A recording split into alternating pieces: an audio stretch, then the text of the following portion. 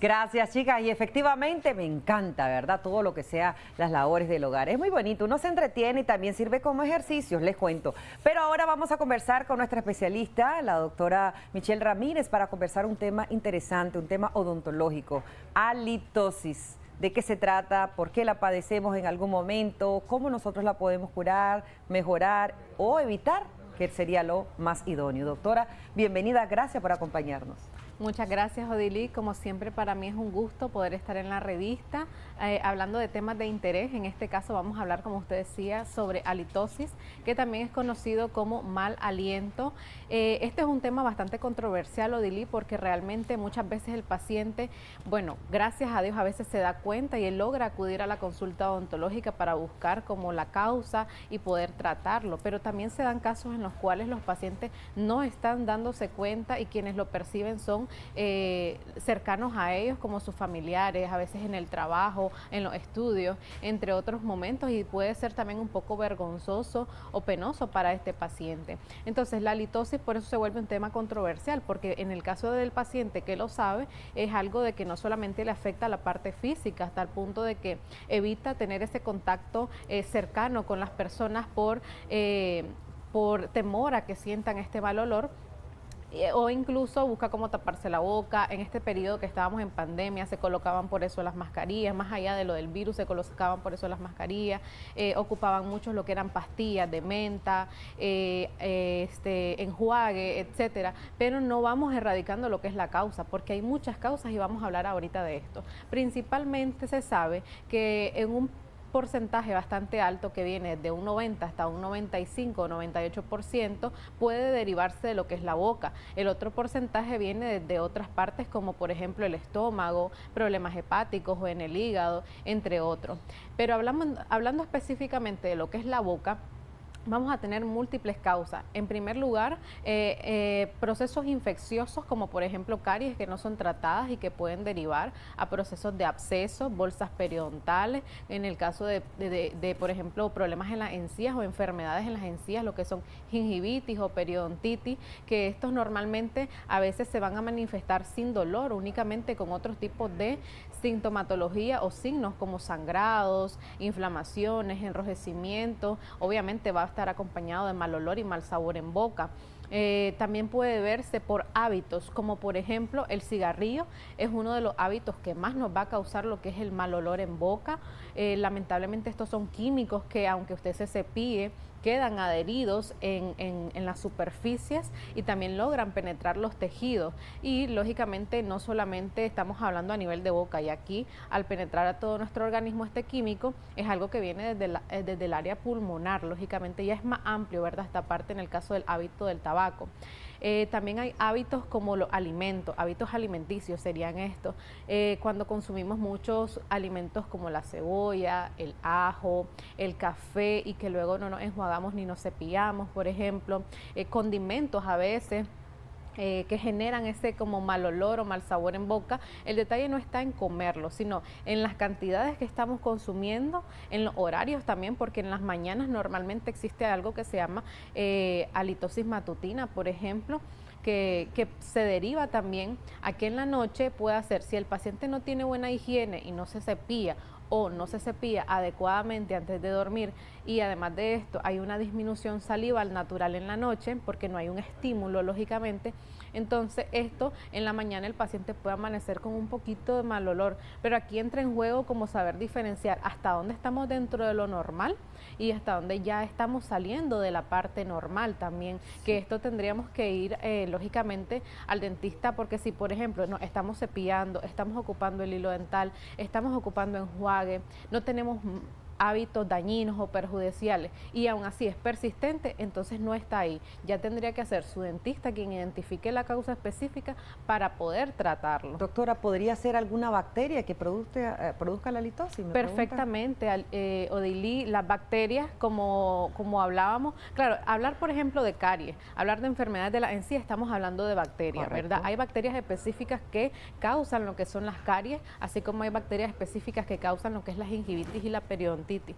Evidentemente, estas enfermedades vienen acompañadas de otras causas, como la falta de la higiene adecuada, el consumo de fármacos. En el caso de las enfermedades de la encía sí está acompañado del consumo de fármacos, algo que se llama serostomía, que es la disminución salival considerada en la boca. Esto significa que no estamos generando la cantidad de saliva necesaria.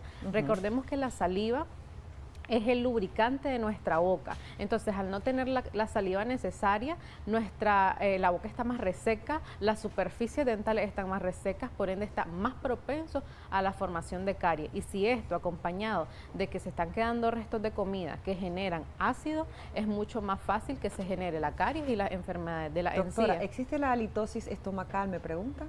Perfectamente. Al inicio de la entrevista hablábamos que un porcentaje menor de la halitosis deriva de otros órganos como el estómago, como el hígado también.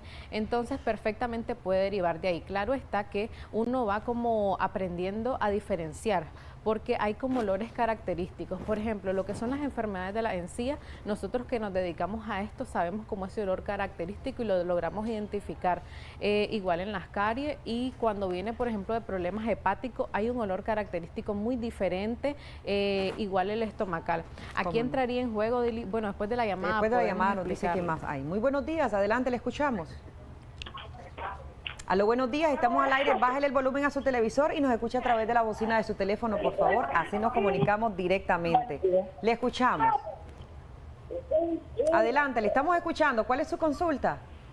Fíjese que yo, cuando tengo ese problema en el aliento, y siento que me he visto con el foco del teléfono en la garganta que tengo unas pelotitas blancas, y cuando me las logro sacar con las uñas. No se le entiende absolutamente nada, quizás se ubica, aleja un poquito de su televisor o se ubica en otro lugar para poder conversar un poco mejor y entender su consulta. Adelante. Ya, ahora sí, ¿me escucha? Sí, sí. Yo me logro ver con el foco de mi teléfono en la garganta, le he contado, y veo que son unas pelotitas blancas que tengo en la garganta que tienen mal olor.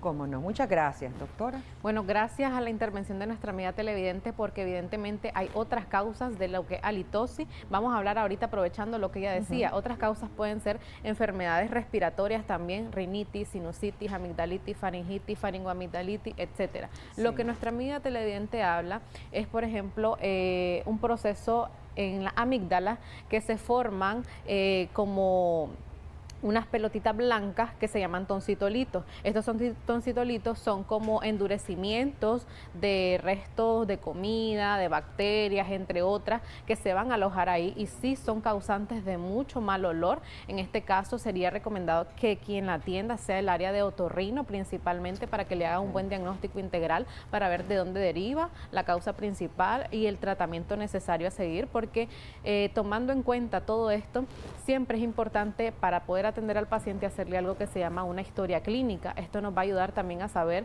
si es un paciente recurrente de enfermedad respiratoria, porque hay pacientes que desde pequeños, por ejemplo, padecen de este tipo de enfermedades.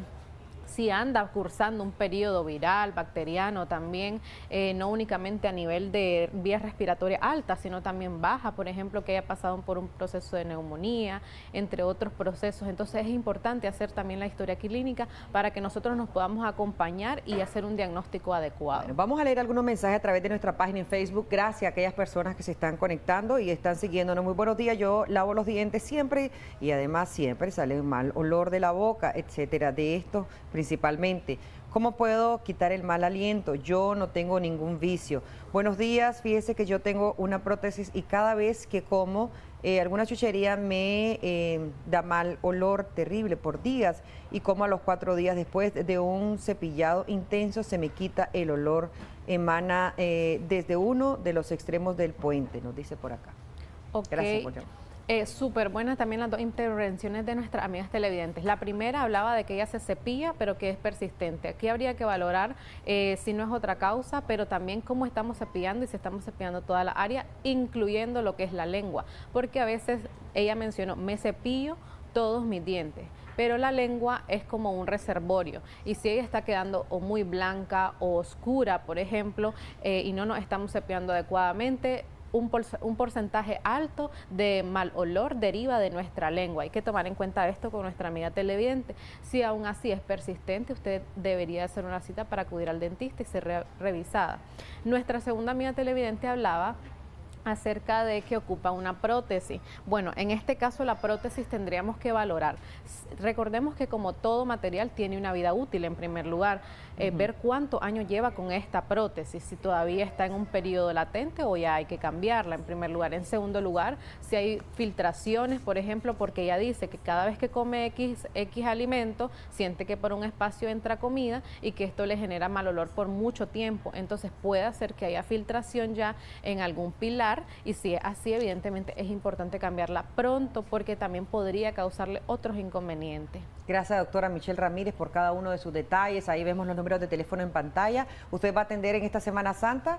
Sí, vamos a estar atendiendo los días lunes, martes, miércoles, igual con citas. Los invito a que si necesitan nos avisen con tiempo porque ya se está llenando la agenda. Gracias, mi doctora. Gracias a ustedes también por comentar y la importancia también de visitar a nuestros especialistas, que ellos nos digan qué es lo más recomendable, pero también el aseo bucal es muy, muy relevante. Vamos a una breve pausa comercial y enseguida regresamos con más aquí en Acción 10 de la mañana.